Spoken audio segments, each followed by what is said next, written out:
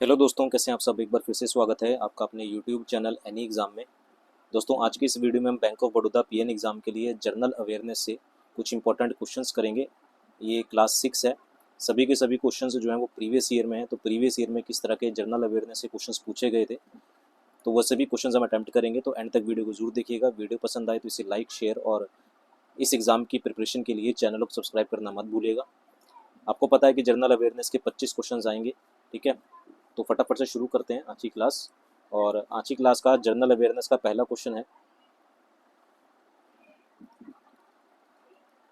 तो पहले क्वेश्चन में बोला गया है, कहते हैं कि what is the least populated state in India as per the census 2011। कह रहा है कि 2011 की जनगणना के अनुसार 2011 की जनगणना के अनुसार भारत में सबसे कम जनसंख्या वाला राज्य कौन सा है। तो 2011 की जनगणना के अनुसार भारत में सबसे कम जनसंख्या वाला राज्य आपसे पूछ रहा है कौन सा है। तो वो है कौन सा, ऑप्शन नंबर सी हो जाएगा, सिक्किम इसका सही आंसर हो जाएगा। सिक्किम जो है वो सबसे कम जनसंख्या वाला जो है वो राज्य है। ठीक है, इसकी जो जनसंख्या 2011 की जनगणना के अनुसार है वो है 6,10,577। ये भी पूछा जा सकता है आपसे। ठीक है, भारत की पहली जनगणना यह है, ठीक है ना। ये भारत की जो पहली जनगणना हुई थी वो 1872 में हुई थी। ब्रिटिश वायसराय लॉर्ड मायो के अधीन किया गया था। पहली जनगणना कब हुई थी? 1872 में हुई थी। और किसके अधीन ये हुई थी?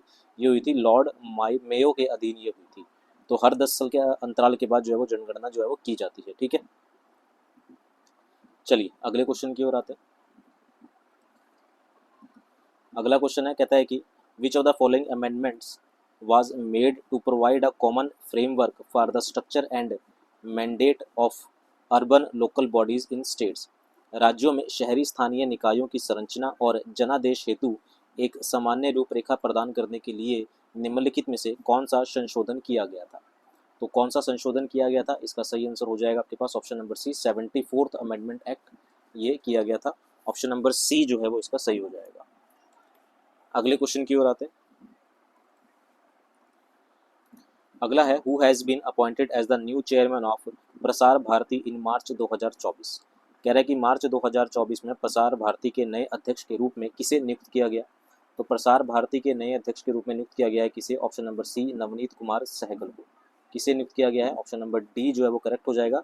नवनीत कुमार सहगल को प्रसार भारती के नए चेयरमैन के रूप में नियुक्त किया गया है मार्च 2024 में। अगले क्वेश्चन की ओर आते हैं। अगला है, Which of the following festival is associated with the Vamana incarnation of Vishnu. निम्नलिखित में से कौन सा त्यौहार विष्णु के वामन अवतार से संबंधित है। तो वामन अवतार से, जो विष्णु जी का वामन अवतार है उससे संबंधित कौन सा फेस्टिवल है, तो वह ऑप्शन नंबर सी, ओणम। कौन सा है? ओणम फेस्टिवल है। ओणम जिसे हम बोलते हैं ये भगवान विष्णु के वामन अवतार से संबंधित है। अगले क्वेश्चन की ओर आते हैं। अगला है, arrange the following battles in chronological order. कह रहे हैं कि निम्नलिखित युद्धों को कालानुक्रमिक क्रम में व्यवस्थित करें। मतलब पहले कौन सा युद्ध हुआ था, फिर उसके बाद कौन सा, उसके बाद कौन सा हुआ। तो सबसे इसका सही पैटर्न है। तो सबसे पहले जो हुआ था युद्ध वो हुआ था battle of Chausa. Battle of Chausa जो है, यानी कि जिसे हम बोलते हैं चौसा का युद्ध, ये हुआ था सबसे पहले, पहले नंबर पे ये आएगा। बैटल ऑफ चौसा के बाद हुआ था बैटल ऑफ हल्दी घाटी, दूसरे नंबर पे ये आएगा। ठीक है, और इसके बाद हुआ था बैटल ऑफ कितना, बक्सर, तीसरे नंबर पे हमारे पास ये आएगा। ठीक है, चौसा का जो युद्ध हुआ था, चौसा का जो युद्ध हुआ था, अगर चौसा की बात करें तो ये युद्ध हुआ था आपके पास 26 जून 1539 में ये युद्ध लड़ा गया था, चौसा का युद्ध। ठीक है, बक्सर का जो युद्ध हुआ था, बक्सर का ये युद्ध हुआ था 1764 में। और हल्दी घाटी की बात करें, हल्दी घाटी का युद्ध हुआ था 1576 में। ठीक है, हल्दी घाटी का युद्ध हुआ था 1576 में। तो इसका सही क्रम क्या है? इसका सही क्रम है आपके पास 1, 3, 2। ऑप्शन नंबर चौथा जो है वो करेक्ट हो जाएगा। अगले क्वेश्चन की ओर आते हैं। अगला है, कह रहा है कि देव देव नाम प्रिया और प्रियदर्शी, देव नाम प्रिया और Priyadarshi were the titles adopted by the king. तो ये टाइटल्स कौन से किंग ने अडॉप्ट किए थे, किसको दिए गए थे? तो ये थे ऑप्शन नंबर सी, अशोका को। किसको? अशोका को। देव नाम प्रिया और देव जिसका मतलब क्या है, देवताओं का प्रिय। ठीक है ना, या फिर प्रियदर्शी, ये जो टाइटल था किसने लिया था? अशोका ने। ऑप्शन नंबर जो है वो सी जो है वो करेक्ट हो जाएगा। अगले क्वेश्चन की ओर आते हैं। अगला है which of the following article of the constitution of India state that the attorney general of India will be appointed by the president. कह रहा है कि भारतीय संविधान का कौन सा आर्टिकल है जो जिसमें ये बताया गया है कि अटॉर्नी जनरल की जो अपॉइंटमेंट है वो प्रेसिडेंट के द्वारा की जाएगी। तो आर्टिकल 76, ऑप्शन नंबर आपके पास ए जो है वो करेक्ट हो जाएगा। अगले क्वेश्चन की ओर आते हैं। अगला क्वेश्चन है what was the theme of मेघयान 24 the meteorological and oceanographic seminar. कह रहे हैं कि मौसम विज्ञान और समुद्र विज्ञान संगोष्ठी मेघयान 24 का विषय वस्तु क्या थी, इसका थीम क्या थी मेघयान 24 की। तो इसकी थीम थी आपके पास ऑप्शन नंबर डी इसका करेक्ट हो जाएगा, at the front line of climate action. At the front line of climate action, ये जो ये थीम थी मेघयान 2024 की, ये कब हुआ था, ये हुआ था 28 मार्च 2024 को। 28 मार्च 2024 को ये जो था ये जो सेमिनार था ये हुआ था। अगले क्वेश्चन की ओर आते हैं। अगला है in which city prime minister Narendra Modi launch the Ayushman Bharat health infrastructure mission. प्रधानमंत्री नरेंद्र मोदी ने किस शहर में आयुष्मान भारत स्वास्थ्य अवसंरचना मिशन का शुभारंभ किया, यानी कि प्रधानमंत्री ने कौन से शहर में Ayushman Bharat health infrastructure mission जो है वो शुरू किया। तो वो है option number D Varanasi. Option number D इसका करेक्ट हो जाएगा। अगले क्वेश्चन की ओर आते हैं।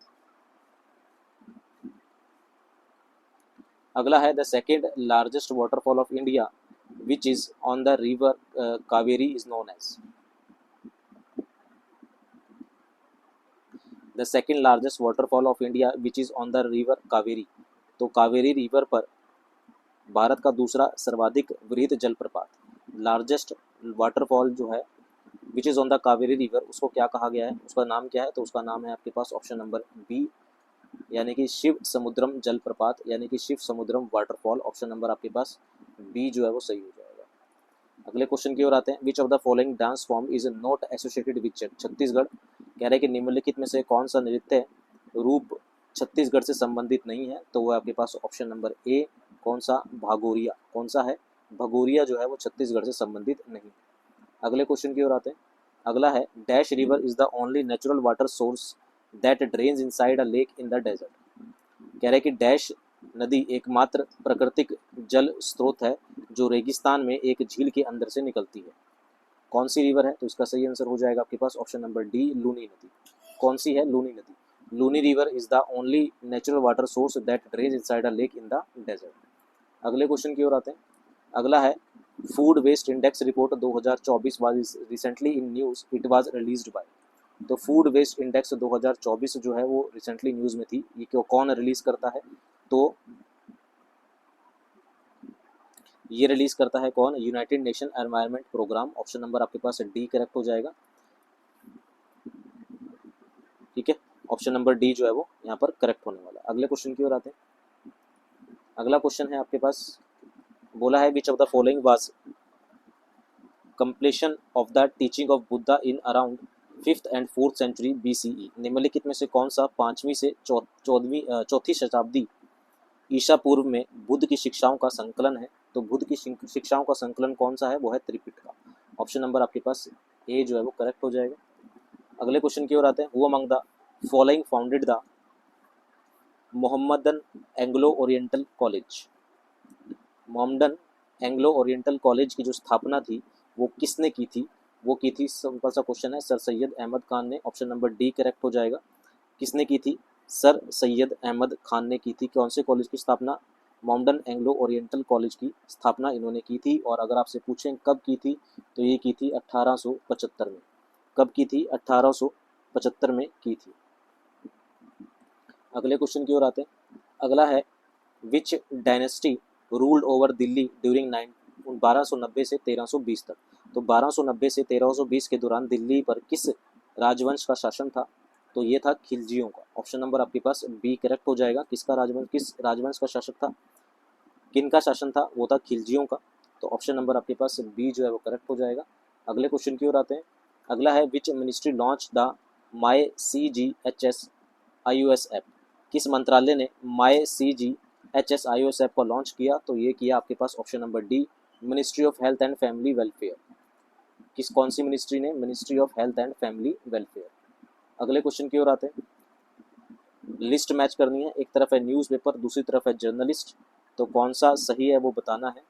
तो द बंगाली जो न्यूज़पेपर है ये किसके द्वारा? सुरेंद्रनाथ बनर्जी के द्वारा। वॉइस ऑफ इंडिया की बात करें, वॉइस ऑफ इंडिया दादा भाई नौरोजी। हिंदू की बात करें तो हिंदू है आपके पास सुब्रमण्यम अय्यर, और मराठा की बात करें तो वह बाल गंगाधर तिलक। ठीक है, तो पहले का तीसरा, दूसरे का दूसरे का पहला, तीसरे का दूसरा और चौथे का चौथा, तो ऑप्शन नंबर सी जो है वो करेक्ट हो जाएगा। ऑप्शन नंबर सी इसका आंसर हो जाएगा। नीचे मैं आपको दिखा देता हूँ एक बार। तो इसका जो सही आंसर होगा वो होगा आपके पास ऑप्शन नंबर सी, ये वाला। ठीक है, अगले क्वेश्चन की ओर आते हैं। अगला है dash founded by the Dadoba Pandurang and his brother Atmaram Pandurang in 1867 when Keshav Chandra Sen visited Maharashtra with an aim to make people believe in one God and worship only one God। तो कौन से समाज की स्थापना की गई थी, basically आपसे ये पूछ रहा है। तो इन दोनों भाइयों ने मिलकर की थी। एक तो है आपके पास कौन सा? दादोबा पांडुरंग, और उनके भाई कौन है? आत्मा पांडुरंग ने की थी। किसके साथ मिलके? कब? जब केशव चंद्र सेन कहाँ पर आए थे? महाराष्ट्र आए थे, तब इन्होंने एक समाज की स्थापना की थी। कौन सी? प्रार्थना समाज की। ऑप्शन नंबर ए जो है वो करेक्ट हो जाएगा। अगले क्वेश्चन की ओर आते हैं। The fourth schedule of the Indian constitution deals with which of the following.